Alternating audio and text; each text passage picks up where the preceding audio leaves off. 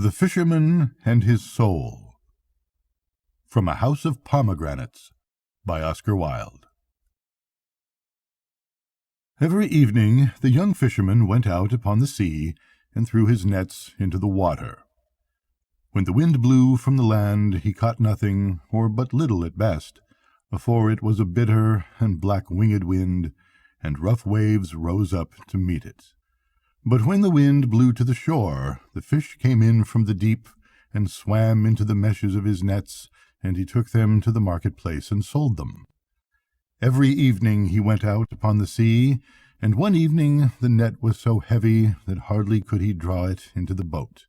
And he laughed, and said to himself, "Surely I have caught all the fish that swim, or snared some dull monster that will be a marvel to men, or some thing of horror that the great queen will desire."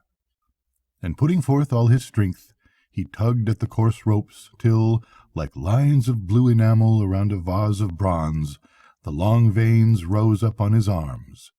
He tugged at the thin ropes, and nearer came the circle of flat corks, and the net rose at last to the top of the water. But no fish at all was in it, nor any monster or thing of horror, but only a little mermaid lying fast asleep.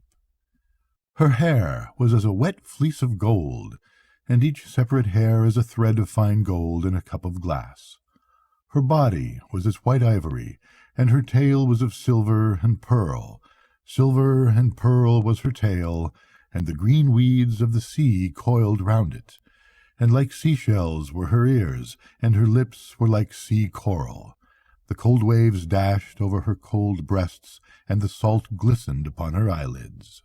So beautiful was she, that when the young fisherman saw her, he was filled with wonder, and he put out his hand and drew the net close to him, and leaning over the side, he clasped her in his arms.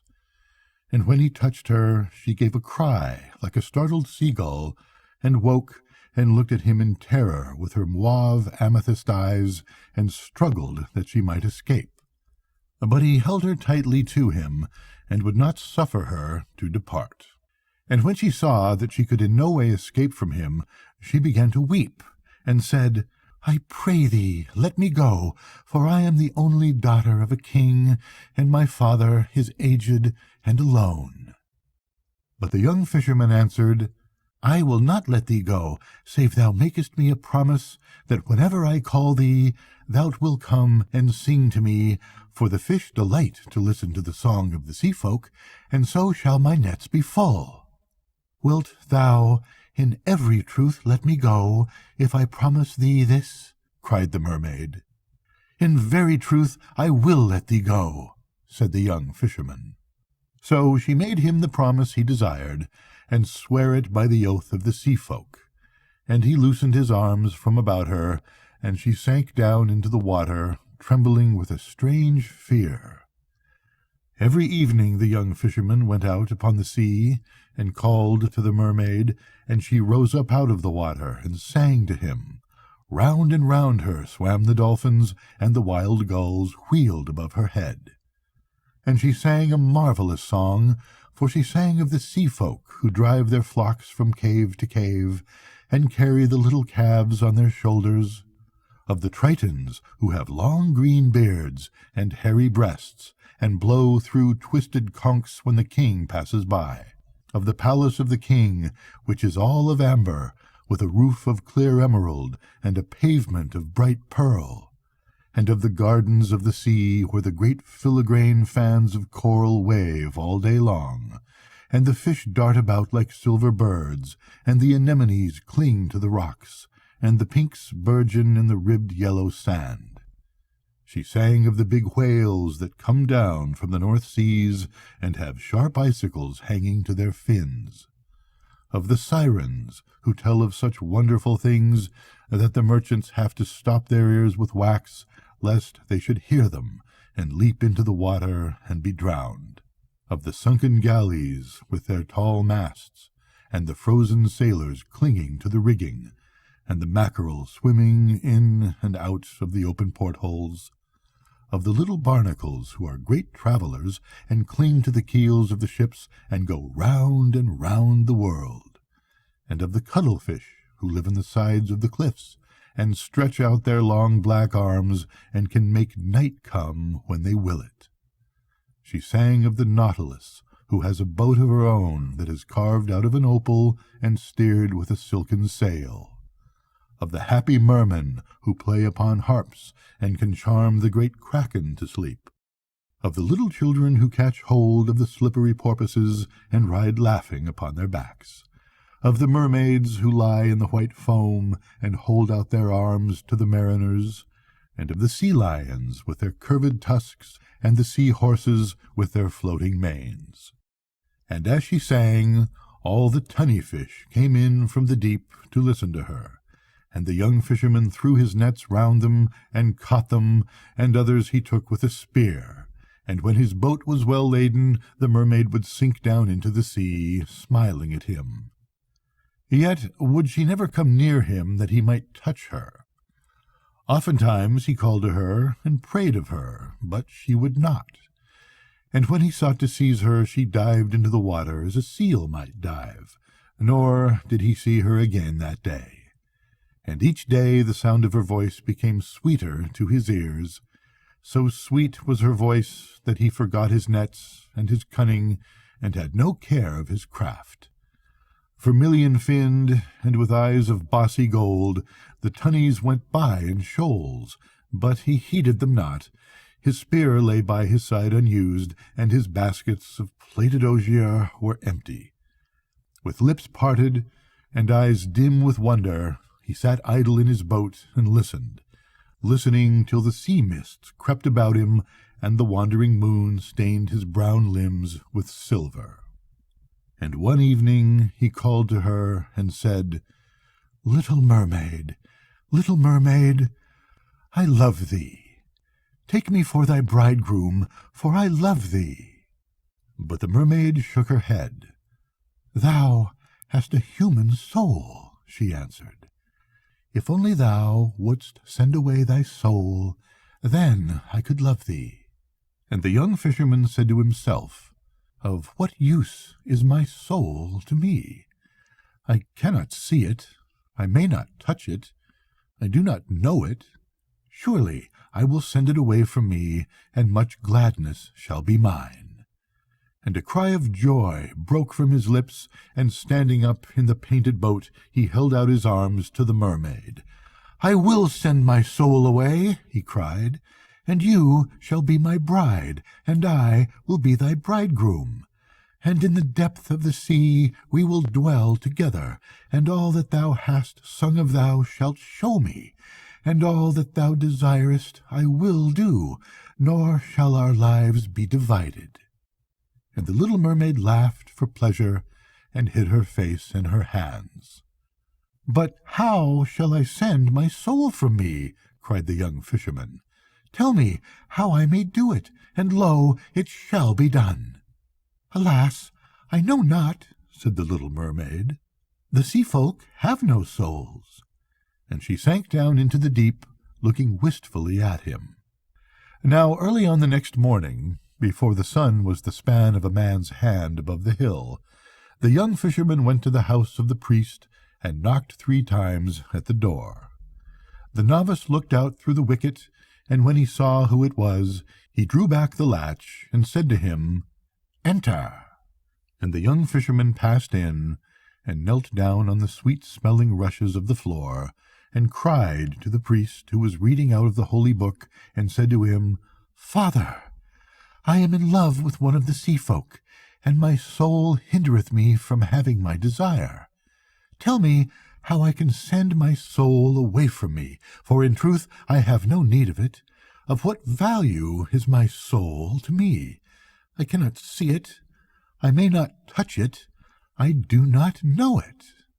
And the priest beat his breast, and answered, "Alack, alack, thou art mad, or hast eaten some poisonous herb, for the soul is the noblest part of man, and was given to us by God that we should nobly use it.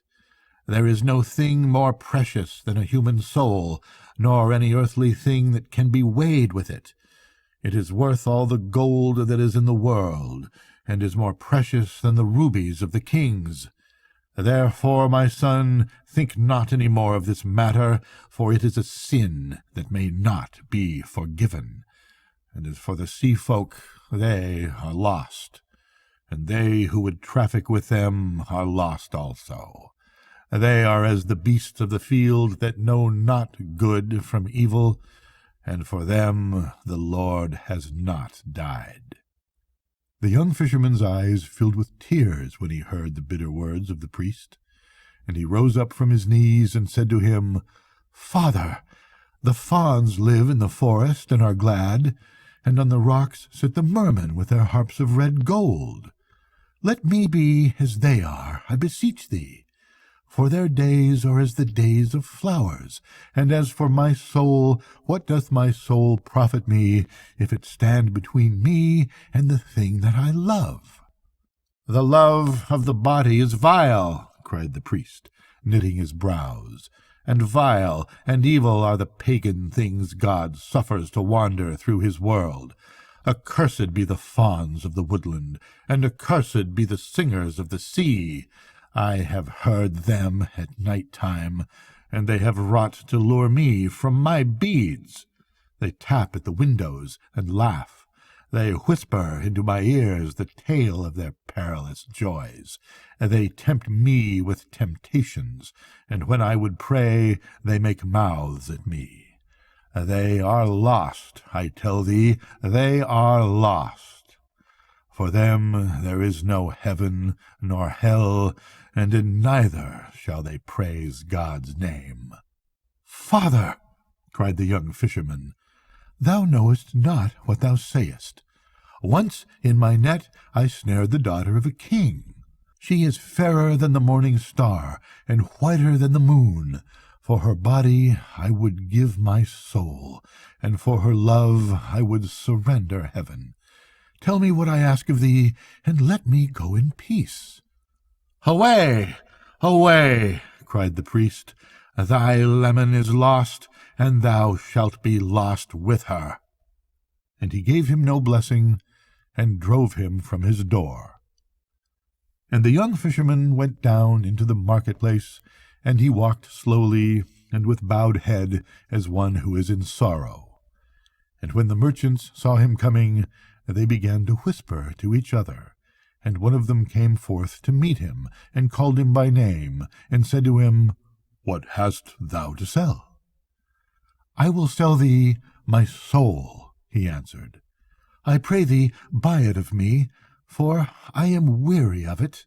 Of what use is my soul to me? I cannot see it, I may not touch it, I do not know it." But the merchants mocked at him, and said, "Of what use is a man's soul to us? It is not worth a clipped piece of silver. Sell us thy body for a slave, and we will clothe thee in sea purple, and put a ring upon thy finger, and make thee the minion of the great queen. But talk not of the soul, for to us it is not, nor has it any value for our service."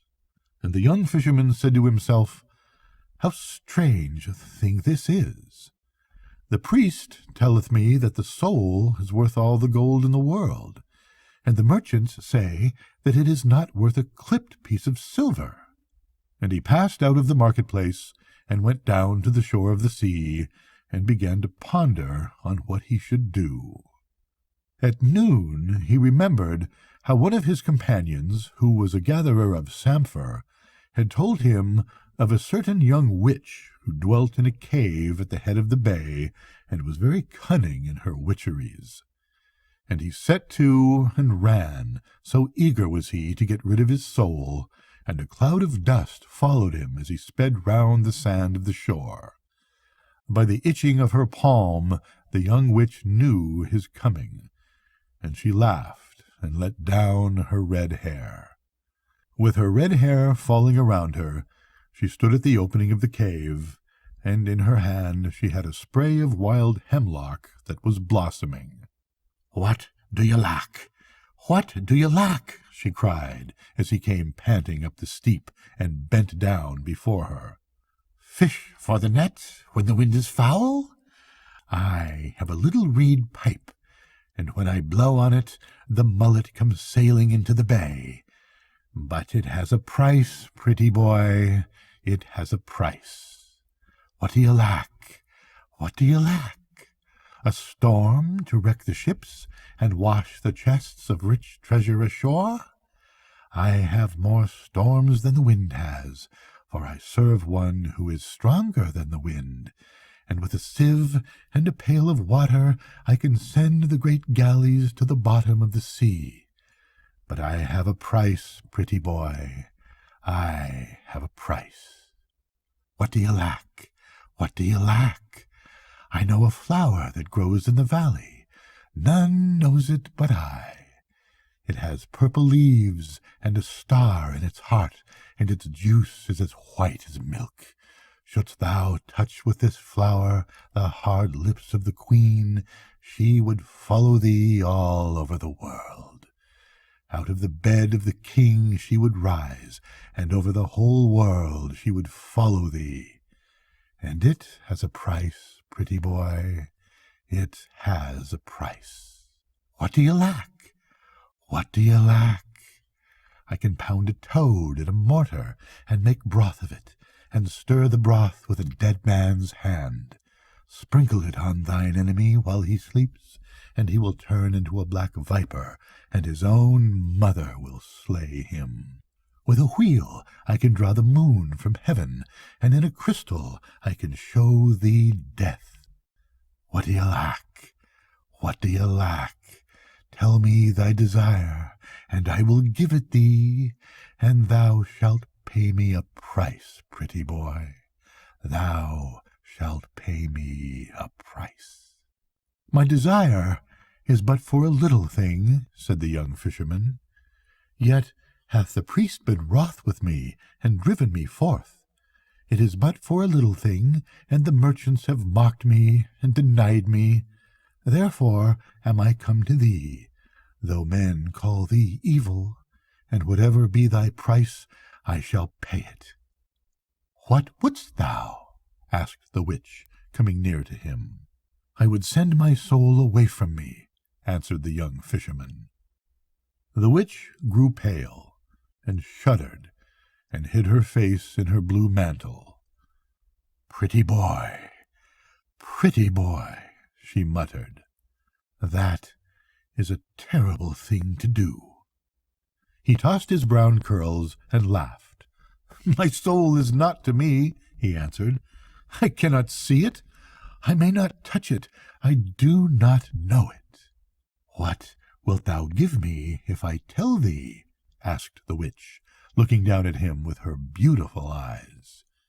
5 pieces of gold, he said, and my nets, and the wattled house where I live, and the painted boat in which I sail. Only tell me how to get rid of my soul, and I will give thee all that I possess. She laughed mockingly at him, and struck him with the spray of hemlock. I can turn the autumn leaves into gold, she answered, and I can weave the pale moonbeams into silver if I will it. He whom I serve is richer than all the kings of this world, and has their dominions. What then shall I give thee? He cried, if thy price be neither gold nor silver. The witch stroked his hair with her thin white hand. Thou must dance with me, pretty boy, she murmured, and she smiled at him as she spoke.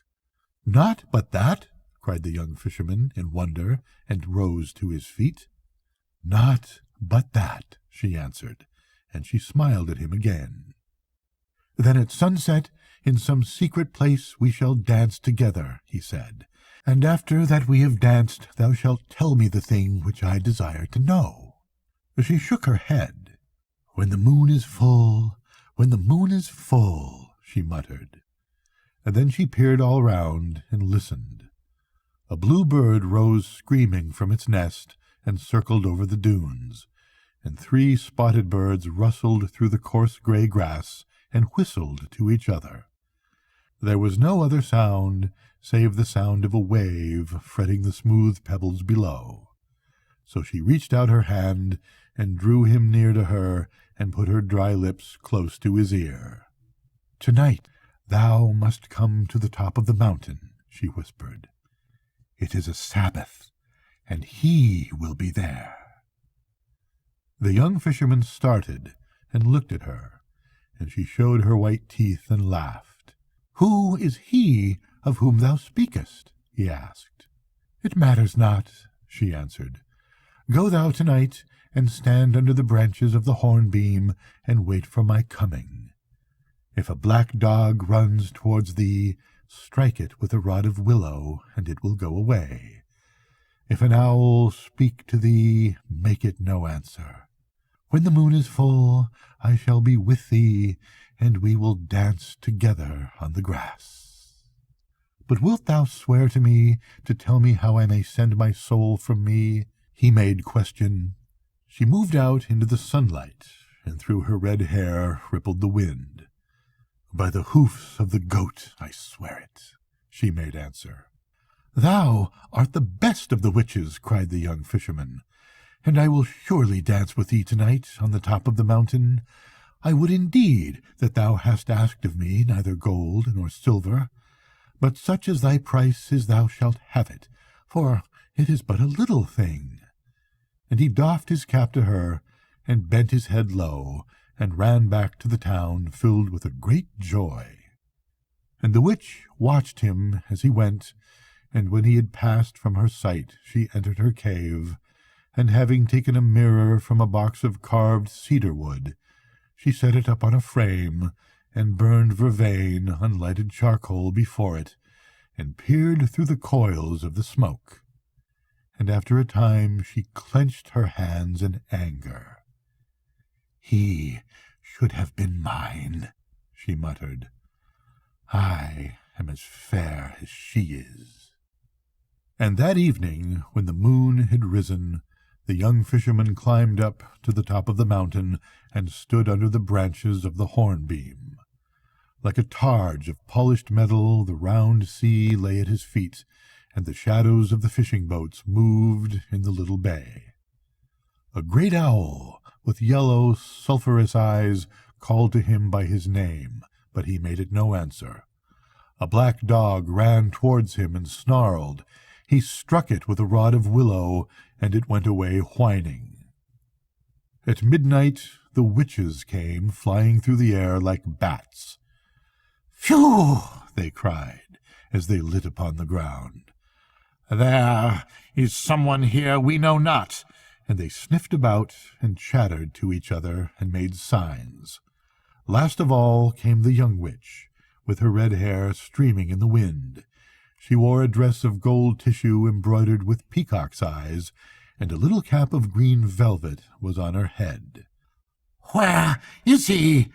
Where is he?" shrieked the witches when they saw her. But she only laughed and ran to the hornbeam, and taking the fisherman by the hand, she led him out into the moonlight and began to dance. Round and round they whirled, and the young witch jumped so high that he could see the scarlet heels of her shoes. And then right across the dancers came the sound of the galloping of a horse, but no horse was to be seen, and he felt afraid. "Faster!" cried the witch, and she threw her arms about his neck, and her breath was hot upon his face. "Faster! Faster!" she cried, and the earth seemed to spin beneath his feet, and his brain grew troubled, and a great terror fell on him, as of some evil thing that was watching him, and at last he became aware that under the shadow of a rock there was a figure that had not been there before. It was a man dressed in a suit of black velvet, cut in the Spanish fashion. His face was strangely pale, but his lips were like a proud red flower. He seemed weary, and was leaning back, toying in a listless manner with the pommel of his dagger. On the grass beside him lay a plumed hat, and a pair of riding gloves gauntleted with gilt lace, and sewn with seed pearls wrought into a curious device. A short cloak lined with sables hung from his shoulder, and his delicate white hands were gemmed with rings. Heavy eyelids drooped over his eyes. The young fisherman watched him, and as one snared in a spell, at last their eyes met, and wherever he danced it seemed to him that the eyes of the man were upon him. He heard the witch laugh, and caught her by the waist, and whirled her madly round and round. Suddenly a dog bayed in the wood, and the dancers stopped, and going up 2 by 2, knelt down and kissed the man's hands. As they did so, a little smile touched his proud lips, as a bird's wing touches the water and makes it laugh. But there was disdain in it.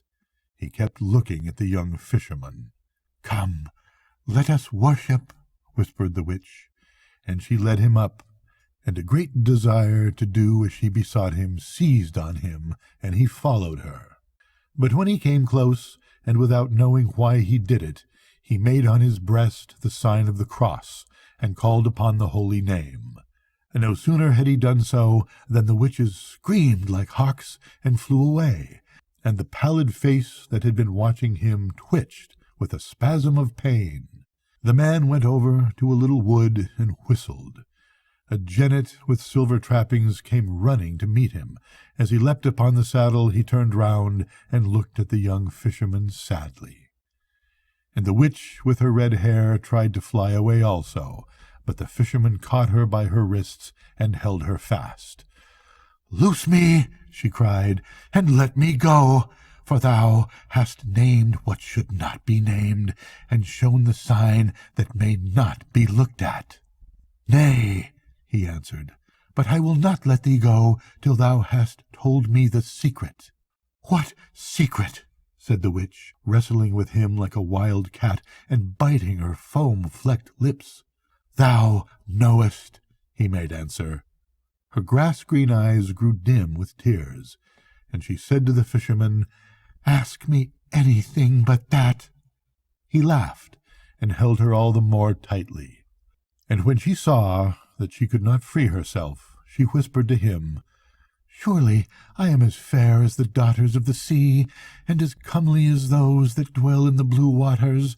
And she fawned on him, and put her face close to his. But he thrust her back frowning, and said to her, "If thou keepest not the promise that thou hast made to me, I will slay thee for a false witch." She grew grey as a blossom of the Judas tree, and shuddered. "Be it so," she muttered. "It is thy soul, and not mine. Do with it as thou wilt." And she took from her girdle a little knife that had a handle of green viper's skin, and gave it to him. "What shall this serve me?" he asked of her, wondering. She was silent for a few minutes, and a look of terror came over her face. Then she brushed her hair back from her forehead, and smiling strangely she said to him, "What men call the shadow of the body is not the shadow of the body, but is the body of the soul. Stand on the seashore with thy back to the moon, and cut away from around thy feet thy shadow, which is thy soul's body, and bid thy soul leave thee, and it will do so." The young fisherman trembled. "Is this true?" he murmured. "It is true, and I would that I had not told thee of it," she cried, and she clung to his knees, weeping. He put her from him, and left her in the rank grass, and going to the edge of the mountain, he placed his knife in his belt, and began to climb down. And his soul that was within him called out to him, and said, "Lo, I have dwelt with thee for all these years, and have been thy servant. Send me not away from thee now, for what evil have I done thee?" But the young fisherman laughed. "Thou hast done me no evil, but I have no need of thee," he answered. "The world is wide, and there is heaven also, and hell, and that dim twilight house that lies between. Go wherever thou wilt, but trouble me not, for my love is calling to me." And his soul besought him piteously, but he heeded it not, and leapt from crag to crag, being sure-footed as a wild goat, and at last he reached the level ground and the yellow shore of the sea. Bronze-limbed and well-knit, like a statue wrought by a Grecian, he stood on the sand with his back to the moon, and out of the foam came white arms that beckoned to him, and out of the waves rose dim forms that did him homage. Before him lay his shadow, which was the body of his soul, and behind him hung the moon in the honey-colored air. And his soul said to him, "If indeed thou must drive me from thee, send me not forth without a heart. The world is cruel. Give me thy heart to take with me." He tossed his head and smiled. "With what should I love my love if I give thee my heart?" he cried. "Nay, but be merciful," said his soul. "Give me thy heart, for the world is very cruel, and I am afraid." "My heart is my love's," he answered. "Therefore tarry not, but get thee gone." "Should I not love also?" asked his soul. "Get thee gone, for I have no need of thee," cried the young fisherman. And he took the little knife with its handle of green viper skin, and cut away his shadow from around his feet, and it rose up and stood before him, and looked at him, and it was as even as himself. He crept back and thrust the knife into his belt, and a feeling of awe came over him. "Get thee gone," he murmured, "and let me see thy face no more." "Nay, but we must meet again," said the soul. Its voice was low and flute-like, and its lips hardly moved while it spake. "How shall we meet?" cried the young fisherman. "Thou wilt not follow me into the depths of the sea. Once every year I will come to this place and call to thee," said the soul. "It may be that thou wilt have need of me." "What need should I have of thee?" cried the young fisherman. "But be it as thou wilt." And he plunged into the water, and the Tritons blew their horns, and the little mermaid rose up to meet him, and put her arms round his neck, and kissed him on the mouth. And the soul stood on the lonely beach and watched them, and when they had sunk down into the sea, it went weeping away over the marshes. And after a year was over, the soul came down to the shore of the sea, and called to the young fisherman. And he rose out of the deep, and said, "Why dost thus call to me?" And the soul answered, "Come nearer, that I may speak with thee, for I have seen marvelous things." So he came nearer, and couched in the shallow water, and leaned his head upon his hand, and listened. And the soul said to him, "When I left thee, I turned my face to the east, and journeyed. From the east cometh everything that is wise. 6 days I journeyed, and on the morning of the 7th day I came to a hill that is in the country of the Tartars. I sat down under the shade of a tamarisk tree to shelter myself from the sun. The land was dry and burnt up with the heat. The people went to and fro over the plain like flies crawling upon a disk of polished copper. When it was noon, a cloud of red dust rose up from the flat rim of the land. When the Tartars saw it, they strung their painted bows, and having leapt upon their little horses, they galloped to meet it. The women fled screaming to the wagons, and hid themselves behind the felt curtains. Twilight, the Tartars returned, but 5 of them were missing, and of those that came back not a few had been wounded. They harnessed their horses to the wagons, and drove hastily away. 3 jackals came out of a cave and peered after them. Then they sniffed up the air with their nostrils, and trotted off in the opposite direction. When the moon rose, I saw a campfire burning on the plain, and went towards it. A company of merchants were seated round it on carpets. Their camels were picketed behind them, and the negroes who were their servants were pitching tents of tanned skin upon the sand, and making a high wall of the prickly pear. As I came near them, the chief of the merchants rose up and drew his sword, and asked me of my business. I answered that I was a prince in my own land, and that I had escaped from the Tartars, who had sought to make me their slave. The chief smiled, and showed me 5 heads fixed upon the long reeds of bamboo. And then he asked me who was the prophet of God, and I answered him, Mohammed. When he heard the name of the false prophet, he bowed and took me by the hand and placed me by his side. A negro brought me some mare's milk in a wooden dish, and a piece of lamb's flesh roasted. At daybreak we started on our journey.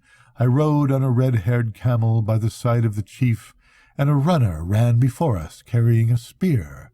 The men of war were on either hand, and the mules followed with the merchandise. There were 40 camels in the caravan, and the mules were twice 40 in number. We went from the country of the Tartars into the country of those who curse the moon. We saw the griffins guarding their gold on the white rocks, and the scaled dragons sleeping in their caves. As we passed over the mountains, we held our breath, lest the snows might fall on us, and each man tied a veil of gauze before his eyes.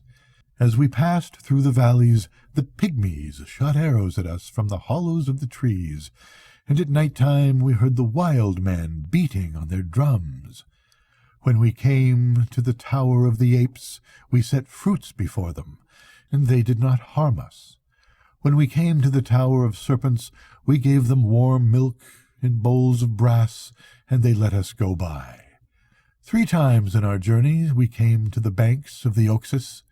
We crossed it on rafts of wood with great bladders of blown hide. The river horses raged against us and sought to slay us. When the camels saw them, they trembled. The kings of each city levied tolls on us, but would not suffer us to enter their gates. They threw us bread over the walls, little maize cakes baked in honey, and cakes of fine flour filled with dates. For every 100 baskets we gave them a bead of amber. When the dwellers in the villages saw us coming, they poisoned the wells and fled to the hill summits. We fought with the Magadae, who are born old and grow younger and younger every year, and die when they are little children, and with the Lactroi, who say that they are the sons of tigers, and paint themselves yellow and black, and with the Orontes, who bury their dead on the tops of trees, and themselves live in dark caverns, lest the sun, who is their god, should slay them, and with the Crimnians, who worship a crocodile, and give it earrings of green glass, and feed it with butter and fresh fowls, and with the Agazenbe, who are dog-faced, and with the Cybans, who have horses' feet, and run more swiftly than horses. 1/3 of our company died in battle, and 1/3 died of want. The rest murmured against me, and said that I had brought them an evil fortune. I took a horned adder from beneath a stone, and let it sting me. When they saw that I did not sicken, they grew afraid. In the 4th month we reached the city of Wilde. It was night time when we came to the grove that is outside the walls, and the air was sultry, for the moon was travelling in Scorpion. We took the ripe pomegranates from the trees, and brake them, and drank their sweet juices, and then we lay down on our carpets, and waited for the dawn. And at dawn we rose, and knocked at the gate of the city. It was wrought out of red bronze, and carved with sea dragons, and dragons that have wings. The guards looked down from the battlements, and asked us our business. The interpreter of the caravan answered that we had come from the island of Syria, with much merchandise. They took hostages, and told us that they would open the gate to us at noon, and bade us tarry till then. When it was noon, they opened the gate, and as we entered in, the people came crowding out of the houses to look at us, and a crier went round the city, crying through a shell. We stood in the marketplace, and the negroes uncorded the bales of figured cloths and opened the carved chests of sycamore, and when they had ended their task, the merchants set forth their strange wares, the waxed linen from Egypt, and the painted linen from the country of the Ethiops, the purple sponges from Tyre, and the blue hangings from Sidon, the cups of cold amber, and the fine vessels of glass, and the curious vessels of burnt clay. From the roof of a house, a company of women watched us. One of them wore a mask of gilded leather. And on the first day the priests came and bartered with us, and on the second day came the nobles, and on the third day came the craftsmen and the slaves. And this is their custom with all merchants as long as they tarry in the city. And we tarried for a moon, and when the moon was waning, I wearied and wandered away through the streets of the city and came to the garden of its god. The priests in their yellow robes moved silently through the green trees, and on a pavement of black marble stood the rose-red house in which the god had his dwelling. Its doors were of powdered lacquer, and bulls and peacocks were wrought on them in raised and polished gold. The tilted roof was of green sea porcelain, and the jutting eaves were festooned with little bells. When the white doves flew past, they struck the bells with their wings and made them tinkle. In front of the temple was a pool of clear water, paved with veined onyx. I lay down beside it, and with my pale fingers I touched the broad leaves. One of the priests came towards me and stood behind me. He had sandals on his feet, and one of soft serpent skin, and the other of bird's plumage. On his head was a mitre of black felt decorated with silver crescents. 7 yellows were woven into his robe, and his frizzled hair was stained with antimony. After a little while he spake to me, and asked me my desire. I told him that my desire was to see the god. "The god is hunting," said the priest, looking strangely at me with his small slanting eyes. "Tell me in what forest, and I will ride with him," I answered. He combed out the soft fringes of his tunic with his long pointed nails. "The god is asleep," he murmured. "Tell me on what couch, and I will watch by him," I answered. "The god is at feast," he cried. "If the wine be sweet, I will drink it with him, and if it be bitter, I will drink it with him also," was my answer. He bowed his head in wonder, and taking me by the hand, he raised me up and led me into the temple. And in the first chamber I saw an idol seated on a throne of jasper bordered with great orient pearls. It was carved out of ebony, and in stature was of the stature of a man. On its forehead was a ruby, and thick oil dripped from its hair onto its thighs. Its feet were red with the blood of a newly slain kid, and its loins girt with a copper belt that was studded with 7 beryls.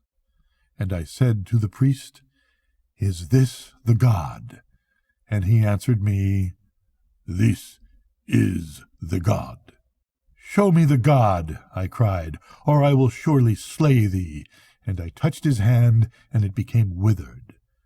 And the priest besought me, saying, "Let my lord heal his servant, and I will show him the god." So I breathed with my breath upon his hand, and it became whole again, and he trembled and led me into the second chamber. And I saw an idol standing on a lotus of jade hung with great emeralds. It was carved out of ivory, and in stature was twice the stature of a man. On its forehead was a chrysolite, and its breasts were smeared with myrrh and cinnamon. In one hand it held a crooked scepter of jade, and in the other a round crystal. It wore buskins of brass, and its thick neck was circled with a circle of selenites. And I said to the priest, "Is this the god?" And he answered me, "This is the god." "Show me the god," I cried, "or I will surely slay thee." And I touched his eyes, and they became blind. And the priest besought me, saying, "Let my lord heal his servant, and I will show him the god." So I breathed with my breath upon his eyes, and the sight came back to them, and he trembled again, and led me into the third chamber. And lo, there was no idol in it, nor image of any kind, but only a mirror of round metal set on an altar of stone. And I said to the priest, "Where is the god?" And he answered me, "There is no god but this mirror that thou seest, for this is the mirror of wisdom, and it reflecteth all things that are in heaven and on earth, save only the face of him who looketh into it. This it reflecteth not, so that he who looketh into it may be wise. Many other mirrors are there, but they are mirrors of opinion. This only is the mirror of wisdom, and they who possess this mirror know everything, nor is there anything hidden from them, and they who possess it not have wisdom, therefore is it the god, and we worship it." And I looked into the mirror, and it was even as he had said to me. And I did a strange thing, but what I did matters not, for in a valley that is but a day's journey from this place have I hidden the mirror of wisdom. Do but suffer me to enter into thee again, and be thy servant, and thou shalt be wiser than all the wise men, and wisdom shall be thine. Suffer me to enter into thee, and none will be as wise as thou." But the young fisherman laughed. "Love is better than wisdom," he cried, "and the little mermaid loves me." "Nay, but there is nothing better than wisdom," said the soul. "Love is better," answered the young fisherman, and he plunged into the deep, and the soul went weeping away over the marshes. And after the 2nd year was over, the soul came down to the shore of the sea, and called to the young fisherman, and he rose out of the deep, and said, "Why dost thou call to me?" And the soul answered, "Come nearer, that I may speak with thee, for I have seen marvelous things." So he came nearer, and couched in the shallow water, and leaned his head upon his hand, and listened. And the soul said to him, "When I left thee, I turned my face to the south, and journeyed. From the south cometh everything that is precious. 6 days I journeyed along the highways that led to the city of Ashtar, along the dusty red-dyed highways by which the pilgrims are wont to go, did I journey. And on the morning of the 7th day I lifted up my eyes, and lo, the city lay at my feet, for it is in a valley. There are 9 gates to this city, and in front of each gate stands a bronze horse that neighs when the Bedouins come down from the mountains. The walls are cased with copper, and the watchtowers on the walls are roofed with brass. In every tower stands an archer with a bow in his hand. At sunrise he strikes with an arrow on a gong, and at sunset he blows through a horn of horn. When I sought to enter, the guards stopped me and asked of me who I was. I made answer that I was a dervish, and on my way to the city of Mecca, where there was a green veil on which the Koran was embroidered in silver letters by the hands of the angels. They were filled with wonder, and entreated me to pass in. Inside it is even as a bazaar. Surely thou shouldst have been with me. Across the narrow streets the gay lanterns of paper flutter like large butterflies. When the wind blows over the roofs they rise and fall as painted bubbles do. In front of their booths sit the merchants on silken carpets. They have straight black beards, and their turbans are covered with golden sequins, and long strings of amber and carved peach stones glide through their cool fingers. Some of them sell galbanum and nard, and curious perfumes from the islands of the Indian Sea, and the thick oil of red roses, and myrrh, and little nail-shaped cloves. When one stops to speak to them, they throw pinches of frankincense upon a charcoal brazier and make the air sweet. I saw a Syrian who held in his hands a thin rod like a reed. Grey threads of smoke came from it, and its odor as it burned was as the odor of the pink almond in spring. Others sell silver bracelets embossed all over with creamy blue turquoise stones, and anklets of brass wire fringed with little pearls, and tiger's claws set in gold, and claws of that gilt cat, the leopard, set in gold also, and earrings of pierced emerald, and finger rings of hollowed jade. From the tea-houses comes the sound of the guitar, and the opium smokers with their white smiling faces look out at the passers-by. Of a truth, thou shouldst have been with me. The wine-sellers elbow their way through the crowd with great black skins on their shoulders. Most of them sell the wine of Shiraz, which is as sweet as honey. They serve it in little metal cups and strew rose leaves behind it.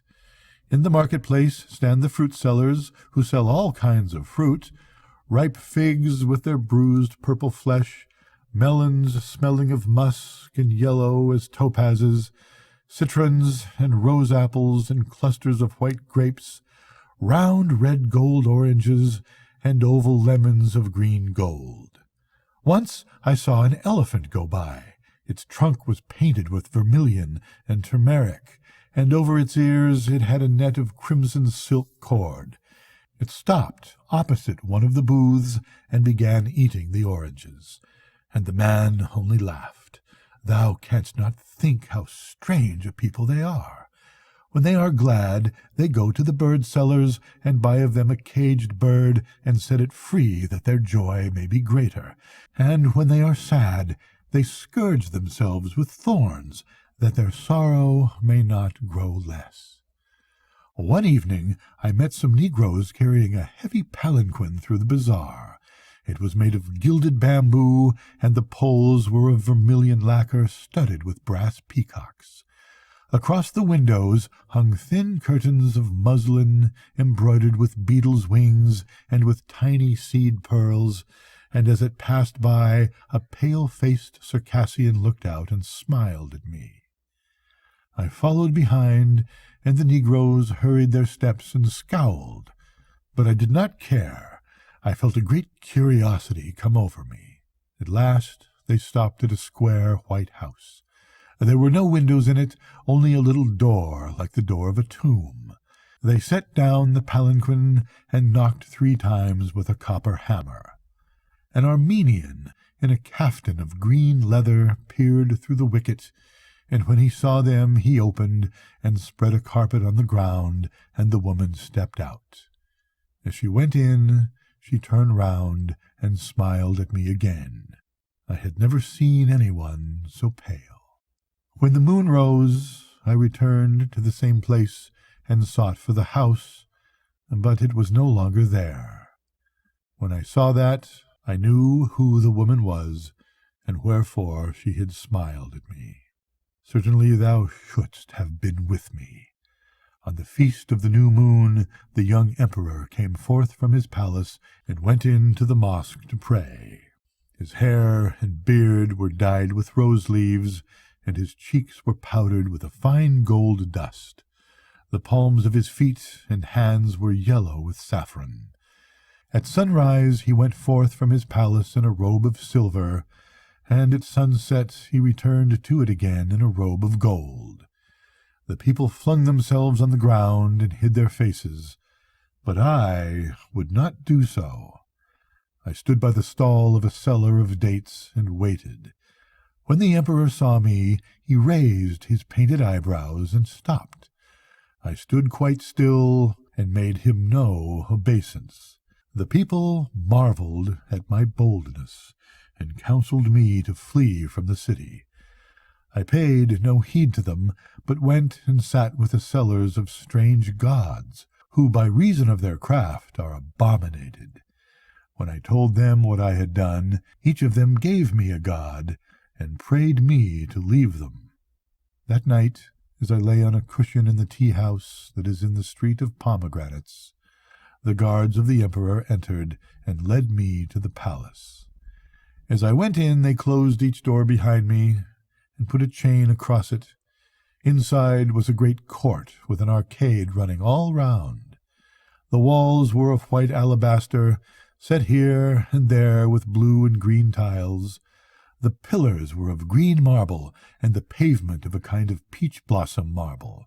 I had never seen anything like it before. As I passed across the court, 2 veiled women looked down from a balcony and cursed me. The guards hastened on, but the butt of the lances rang upon the polished floor. They opened a gate of wrought ivory, and I found myself in a watered garden of 7 terraces. It was planted with tulip cups and moonflowers and silver-studded aloes. Like a slim reed of crystal, a fountain hung in the dusky air. The cypress trees were like burnt-out torches. From one of them a nightingale was singing. At the end of the garden stood a little pavilion. As we approached it, 2 eunuchs came out to meet us. Their fat bodies swayed as they walked, and they glanced curiously at me with their yellow-lidded eyes. One of them drew aside the captain of the guard, and in a low voice whispered to him. The other kept munching scented pastilles, which he took with an affected gesture out of an oval box of lilac enamel. After a few moments, the captain of the guard dismissed the soldiers.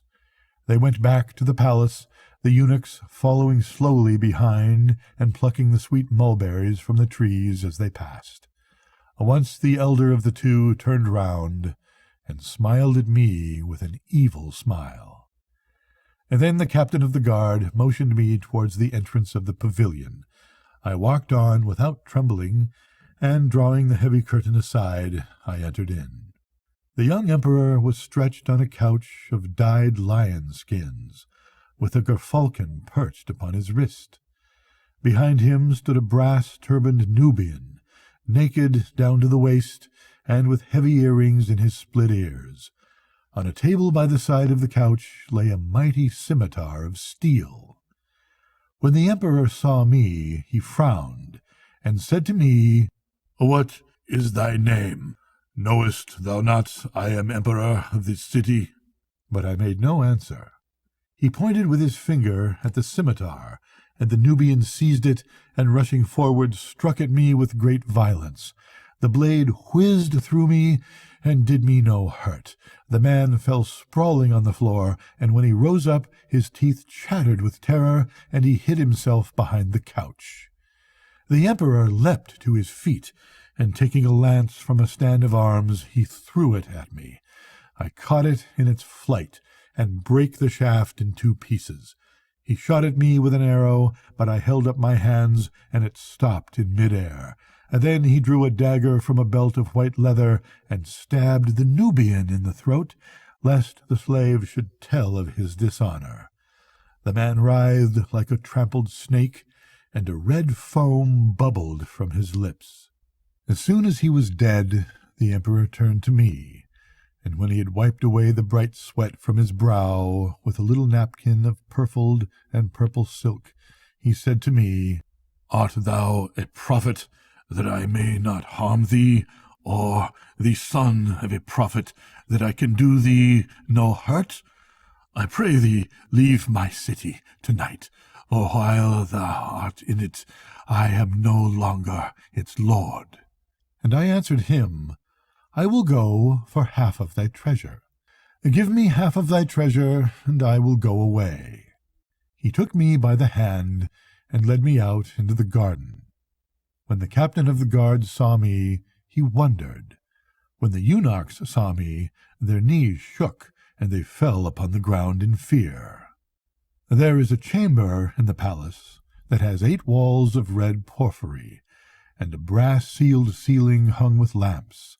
The emperor touched one of the walls, and it opened, and we passed down a corridor that was lit with many torches. In niches upon each side stood great wine jars filled to the brim with silver pieces. When we reached the center of the corridor, the emperor spake the word that may not be spoken, and a granite door swung back on a secret spring, and he put his hands before his face, lest his eyes should be dazzled. Thou couldst not believe how marvelous a place it was. There were huge tortoise shells full of pearls, and hollowed moonstones of great size piled up with red rubies. The gold was stored in coffers of elephant hide, and the gold dust in leather bottles. There were opals and sapphires, the former in cups of crystal, and the latter in cups of jade. Round green emeralds were ranged in order upon thin plates of ivory, and in one corner were silk bags filled, some with turquoise stones, and others with beryls. The ivory horns were heaped with purple amethysts, and the horns of brass with chalcedonies and sards. The pillars, which were of cedar, were hung with strings of yellow lynx stones. In the flat oval shields there were carbuncles, both wine-colored and colored like grass. And yet I have told thee but a tithe of what was there. And when the emperor had taken away his hands from before his face, he said to me, This is my house of treasure, and half that is in it is thine, even as I promised to thee. And I will give thee camels and camel drivers, and they shall do thy bidding, and take thy share of the treasure to whatever part of the world thou desirest to go. And the thing shall be done tonight, for I would not that the son who is my father should see that there is in my city a man whom I cannot slay. But I answered him, The gold that is here is thine, and the silver also is thine. And thine are the precious jewels and the things of price. As for me, I have no need of these, nor shall I take aught from thee, but that little ring that thou wearest on the finger of thy hand. And the emperor frowned. It is but a ring of lead, he cried, nor has it any value. Therefore take thy half of the treasure, and go from my city. Nay, I answered, but I will take naught but that leaden ring, for I know what is written within it, and for what purpose. And the emperor trembled, and besought me, and said, Take all the treasure, and go from my city. The half that is mine shall be thine also. And I did a strange thing.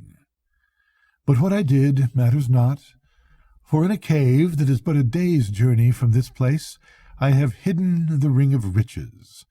It is but a day's journey from this place, and it waits for thy coming. For he who has this ring is richer than all the kings of the world. Come, therefore, and take it, and the world's riches shall be thine. But the young fisherman laughed. Love is better than riches, he cried, and the little mermaid loves me. Nay, but there is nothing better than riches, said the soul. Love is better, answered the young fisherman, and he plunged into the deep, and the soul went weeping away over the marshes. And after the 3rd year was over, the soul came down to the shore of the sea, and called to the young fisherman, and he rose out of the deep, and said, Why dost thou call to me? And the soul answered, Come nearer, that I may speak with thee, for I have seen marvelous things. So he came nearer, and couched in the shallow water, and leaned his head upon his hand, and listened. And the soul said to him, In a city that I know of, there is an inn that standeth by a river. I sat there with sailors who drank of 2 different colored wines, and ate bread made of barley, and little salt fish served in bay leaves and vinegar. And as we sat and made merry, there entered to us an old man bearing a leathern carpet and a lute that had 2 horns of amber. And when he had laid out the carpet on the floor, he struck with a quill on the wire strings of his lute, and a girl whose face was veiled ran in and began to dance before us. Her face was veiled with a veil of gauze, but her feet were naked. Naked were her feet, and they moved over the carpet like little white pigeons. Never have I seen anything so marvelous, and the city in which she dances is but a day's journey from this place. Now when the young fisherman heard the words of his soul, he remembered that the little mermaid had no feet and could not dance. And a great desire came over him, and he said to himself, "It is but a day's journey, and I can return to my love." And he laughed, and stood up in the shallow water, and strode towards the shore. And when he had reached the dry shore, he laughed again, and held out his arms to his soul. And his soul gave a great cry of joy, and ran to meet him, and entered into him, and the young fisherman saw stretched before him upon the sand that shadow of the body that is the body of the soul. And his soul said to him, "Let us not tarry, but get hence at once, for the sea-gods are jealous, and have monsters that do their bidding." So they made haste, and all that night they journeyed beneath the moon, and all the next day they journeyed beneath the sun, and on the evening of the day they came to a city. And the young fisherman said to his soul, "Is this the city in which she dances of whom thou didst speak to me?"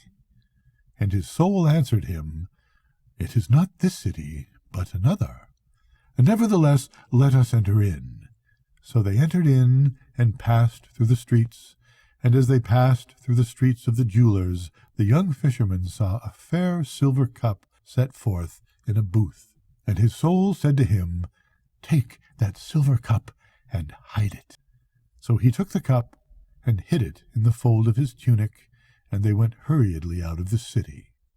And after that they had gone a league from the city, the young fisherman frowned, and flung the cup away, and said to his soul, "Why didst thou tell me to take this cup and hide it? For it was an evil thing to do." But his soul answered him, "Be at peace, be at peace." And on the evening of the second day they came to a city, and the young fisherman said to his soul, "Is this the city in which she dances of whom thou didst speak to me?" And his soul answered him, "It is not this city, but another. Nevertheless, let us enter in." So they entered in, and passed through the streets, and as they passed through the streets of the sellers of sandals, the young fisherman saw a child standing by a jar of water. And his soul said to him, "Smite that child." So he smote the child till it wept. And when he had done this, they went hurriedly out of the city.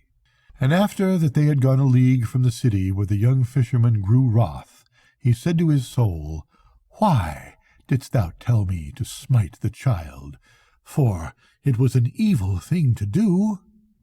But his soul answered him, "Be at peace, be at peace." And on the evening of the third day they came to a city, and the young fisherman said to his soul, "Is this the city in which she dances, of whom thou didst speak to me?" And his soul answered him, "It may be that it is in this city. Therefore let us enter in." So they entered in, and passed through the streets. But nowhere could the young fisherman find the river or the inn that stood by its side. And the people of the city looked curiously at him, and grew afraid, and said to his soul, "Let us go hence, for she who dances with white feet is not here."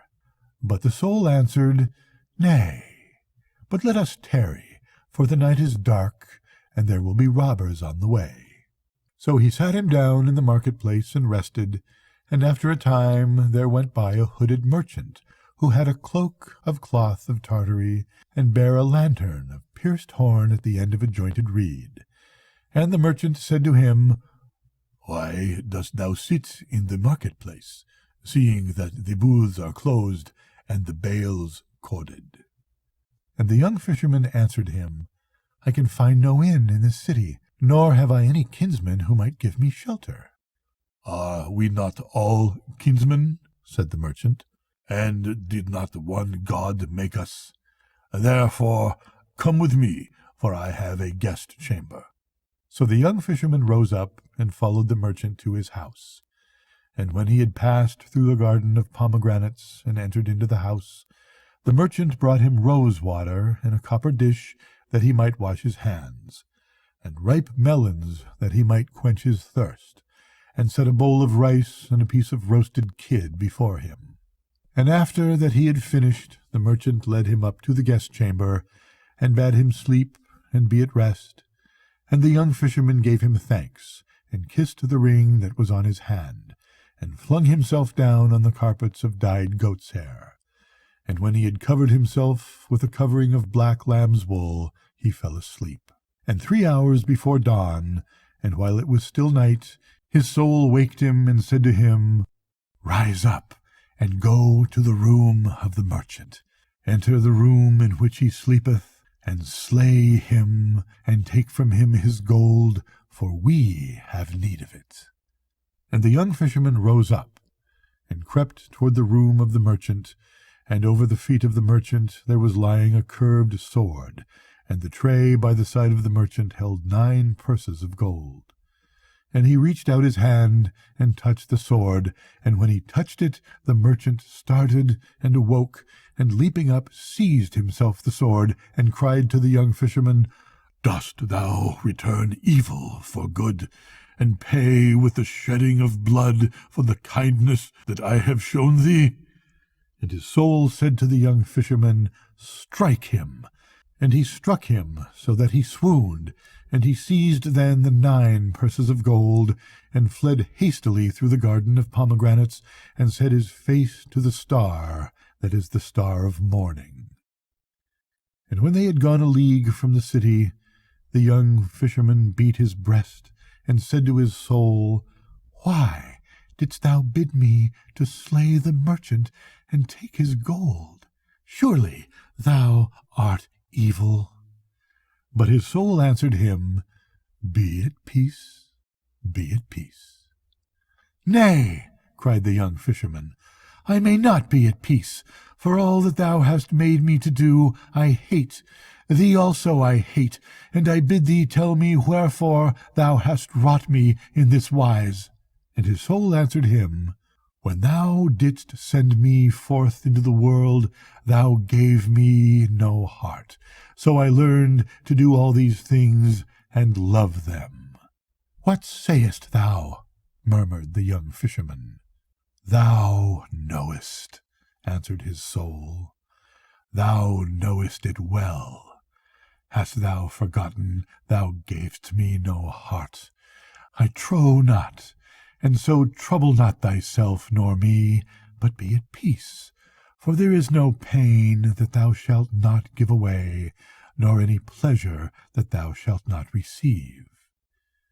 And when the young fisherman heard these words, he trembled, and said to his soul, "Nay, but thou art evil, and hadst thou made me forget my love, and hast tempted me with temptations, and hast set my feet in the ways of sin." And his soul answered him, "Thou hast not forgotten that when thou didst send me forth into the world, thou gavest me no heart. Come, let us go to another city, and make merry, for we have 9 purses of gold." But the young fisherman took the 9 purses of gold, and flung them down, and trampled on them. "Nay," he cried, "but I will have naught to do with thee, nor will I journey with thee anywhere. But even as I sent thee away before, so I will send thee away now, for thou hast wrought me no good." And he turned his back to the moon, and with the little knife that had the handle of green viper's skin, he strove to cut from his feet that shadow of the body which is the body of the soul. Yet his soul stirred not from him, nor paid heed to his command, but said to him, "The spell that the witch told thee avails thee no more, for I may not leave thee, nor mayest thou drive me forth.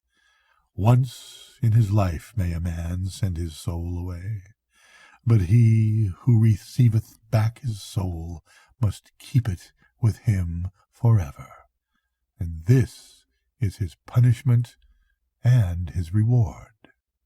And the young fisherman grew pale, and clenched his hands, and cried, She was a false witch, in that she told me not that. Nay, answered his soul, but she was true to him she worships, and whose servant she will be forever. And when the young fisherman knew that he could no longer get rid of his soul, and that it was an evil soul, and would abide with him always, he fell upon the ground, weeping bitterly. And when it was day, the young fisherman rose up, and said to his soul, I will bind my hands, and I may not do thy bidding, and close my lips, that I may not speak thy words, and I will return to the place with whom I love as her dwelling. Even to the sea will I return, and to the little bay where she is wont to sing, and I will call to her, and tell her the evil I have done, and the evil thou hast wrought on me. And his soul tempted him, and said, Who is thy love, that thou shouldst return to her? The world has many fairer than she is. There are the dancing girls of Samaris, who dance in the manner of all kinds of birds and beasts. Their feet are painted with henna, and in their hands they have little copper bells. They laugh while they dance, and their laughter is as clear as the laughter of water. Come with me, and I will show them to thee. For what is this trouble of thine about the things of sin? Is that which is pleasant to eat not made for the eater? Is there poison in that which is sweet to drink? Trouble not thyself, but come with me to another city. There is a little city hard by, in which there is a garden of tulip trees, and there dwell in this comely garden white peacocks, and peacocks that have blue breasts. Their tails, when they spread them to the sun, are like disks of ivory, and like gilt disks. And she who feeds them dances for their pleasure, and sometimes she dances on her hands, and at other times she dances with her feet. Her eyes are colored with stibium, and her nostrils are shaped like the wings of a swallow. From a hook in one of her nostrils hangs a flower that is carved out of a pearl. She laughs while she dances, and the silver rings that are about her ankles tinkle like bells of silver. And so trouble not thyself any more, but come with me to the city. But the young fisherman answered not his soul, but closed his lips with the seal of silence, and with a tight cord bound his hands, and journeyed back to the place from which he had come, even to the little bay where his love had been wont to sing. And ever did his soul tempt him by the way, but he made no answer, nor would he do any of the wickedness that it sought to make him do, so great was the power of the love that was within him. And when he had reached the shore of the sea, he loosed the cord from his hands, and took the seal of silence from his lips, and called to the little mermaid. But she came not to his call, though he called to her all day long, and besought her. And his soul mocked him, and said, Surely thou hast but little joy out of thy love. Thou art as one who in time of death pours water into a broken vessel. Thou givest away what thou hast, and naught is given to thee in return. It were better for thee to come with me, for I know where the valley of pleasure lies, and what things are wrought there. But the young fisherman answered not his soul, but in a cleft of the rock he built himself a house of wattles, and abode there for the space of a year. And every morning he called to the mermaid, and every noon he called to her again, and at night time he spake her name. Yet never did she rise out of the sea to meet him, nor in any place of the sea could he find her, though he sought for her in the caves, and in the green water, in the pools of the tide, and in the wells that are at the bottom of the deep. and ever did his soul tempt him with evil, and whisper of terrible things. Yet did it not prevail against him, so great was the power of love. And after the year was over, the soul thought within himself, I have tempted my master with evil, and his love is stronger than I am. I will tempt him now with good, and it may be that he will come with me. So he spake to the young fisherman, and said, I have told thee of the joy of the world, and thou hast turned a deaf ear to me. Suffer me now to tell thee of the world's pain, and it may be that thou wilt hearken. For of a truth pain is the lord of this world, nor is there any one who escapes from its net. There be some who lack raiment, and others who lack bread. There be widows who sit in purple, and widows who sit in rags. To and fro over the fens go the lepers, and they are cruel to each other. The beggars go up and down on the highways, and their wallets are empty. Through the streets of the cities walks famine, and the plague sits at their gates. Come, let us go forth, and mend these things, and make them not to be. Wherefore shouldst thou tarry here, calling to thy love, seeing she comes not to thy call? And what is love, that thou shouldst set this high store upon it? But the young fisherman answered it not, so great was the power of his love. And every morning he called to the mermaid, and every noon he called to her again, and at night time he spake her name. Yet never did she rise out of the sea to meet him, nor in any place of the sea could he find her, nor he sought for her in the rivers of the sea, and in the valleys that are under the waves, in the sea that the night makes purple, and in the sea that the dawn leaves grey. And after the 2nd year was over, the soul said to the young fisherman at night time, and as he sat in the wattled house alone, Lo, now I have tempted thee with evil, and I have tempted thee with good, and thy love is stronger than I am. Wherefore will I tempt thee no longer, but I pray thee to suffer me to enter thy heart, that I may be one with thee even as before. Surely thou mayest enter, said the young fisherman, for in the days when no heart thou didst go through the world, thou must have much suffered. Alas, cried his soul, I can find no place of entrance, so compassed about with love is this heart of thine. Yet I would that I could help thee, said the young fisherman. And as he spoke, there came a great cry of mourning from the sea, even the cry that men hear when one of the sea folk is dead. And the young fisherman leapt up, and left his wattled house, and ran down to the shore. And the black waves came hurrying to the shore, bearing with them a burden that was whiter than silver. White as the surf it was, and like a flower it tossed on the waves. And the surf took it from the waves, and the foam took it from the surf, and the shore received it. And lying at his feet, the young fisherman saw the body of the little mermaid. Dead at his feet it was lying. Weeping as one smitten with pain, he flung himself down beside it, and kissed the cold red of the mouth, and toyed with the wet amber of her hair. He flung himself down beside it on the sand, weeping as one trembling with joy, and in his brown arms he held it to his breast. Cold were the lips, yet he kissed them. Salt was the honey of the hair, yet he tasted it with a bitter joy. He kissed the closed eyelids, and the wild spray that lay upon their cups was less salt than his tears. And to the dead thing he made confession. Into the shells of its ears he poured the harsh wine of his tale. He put the little hands round his neck, and with his fingers he touched the thin reed of her throat. Bitter was his joy, and full of strange gladness was his pain. The black sea came nearer, and the white foam moaned like a leper. With white claws of foam the sea grappled at the shore.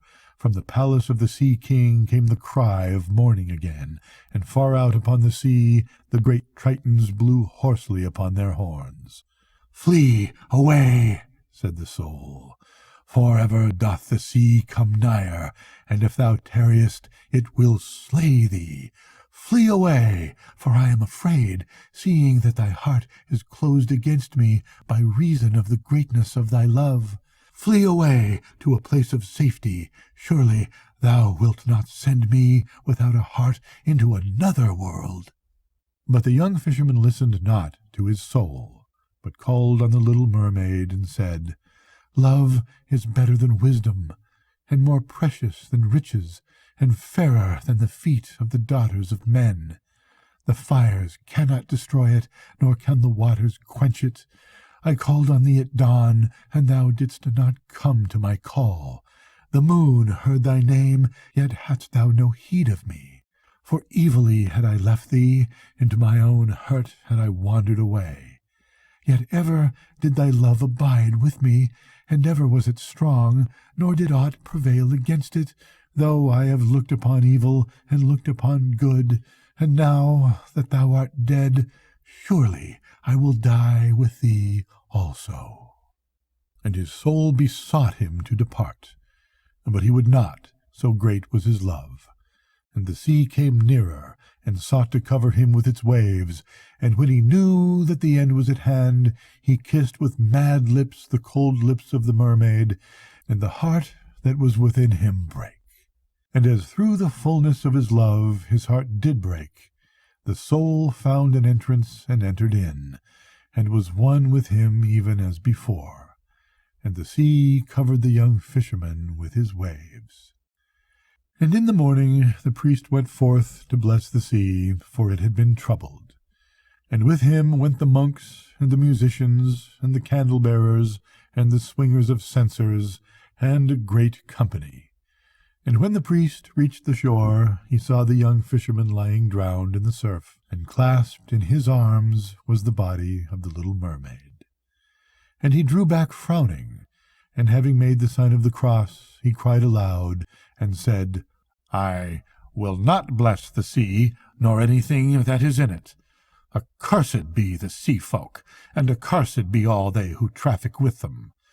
And as for him who for love's sake forsook God, and so lieth here with his leman slayed by God's judgment, take up his body and the body of his leman, and bury them in the corner of the field of the fullers, and set no mark above them, nor any sign of any kind, that none may know the place of their resting. For accursed were they in their lives, and accursed shall they be in their deaths also." And the people did as he commanded them, and in the corner of the field of the fullers, where no sweet herbs grew, they dug a deep pit, and laid the dead things within it. And when the 3rd year was over, and on a day that was a holy day, the priest went up to the chapel, that he might show to the people the wounds of the Lord, and speak to them about the wrath of God. And when he had robed himself with his robes, and entered in, and bowed himself before the altar, he saw that the altar was covered with strange flowers that never had been seen before. Strange were they to look at, and of curious beauty, and their beauty troubled him, and their odor was sweet in his nostrils, and he felt glad, and understood not why he was glad. And after that he had opened the tabernacle, and incensed the monstrance that was in it, and shown the fair wafer to the people, and hid it again behind the veil of veils, he began to speak to the people, desiring to speak to them of the wrath of God. But the beauty of the white flowers troubled him, and their odor was sweet in his nostrils, and there came another word into his lips, and he spake not of the wrath of God, but of the God whose name is Love, and why he so spake he knew not. And when he had finished his words, the people wept, and the priest went back to the sacristy, and his eyes were full of tears. And the deacons came in and began to unrobe him, and took from him the alb, and the girdle, the maniple, and the stole. And he stood as one in a dream. And after that they had unrobed him, he looked at them and said, What are the flowers that stand on the altar, and whence do they come? And they answered him, What flowers they are we cannot tell, but they come from the corner of the fuller's field. And the priest trembled, and returned to his own house and prayed. And in the morning, while it was still dawn, he went forth with the monks, and the musicians, and the candle-bearers, and the swingers of censers, and a great company, and came to the shore of the sea, and blessed the sea, and all the wild things that are in it. The fawns also he blessed, and the little things that dance in the woodland, and the bright-eyed things that peer through the leaves. All the things in God's world he blessed, and the people were filled with joy and wonder. Yet never again in the corner of the fuller's field grew flowers of any kind, but the field remained barren even as before. Nor came the sea folk into the bay as they had been wont to do, for they went to another part of the sea. Good night, Nora. Good night, Mad.